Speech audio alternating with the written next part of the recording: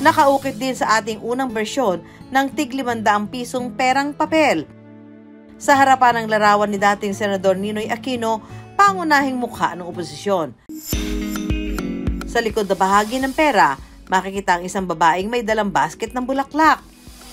At isang batang lalaking nasa 2 taong gulang lamang, naka-shorts lang at puting sando. May hawak na isang rosas at iniaabot sa isang sundalo. Pero ang larawan ng bata, hindi lang paglalarawan o kathang isip.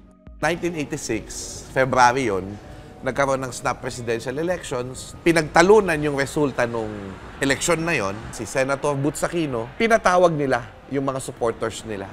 Pumunta na kayo sa EDSA. Hinaharang nila yung mga bus, hinaharang nila yung mga kotse. May mga photojournalists na kinukuhanan yung pictures yung paligid. Merong isang babae na may dalang basket na nagpapamigay ng bulaklak. So kaya nasama yung bata doon na nagbibigay ng bulaklak kasi yun yung isa sa mga simbolo ng People Power Revolution. Tagumpay ng Pilipinas.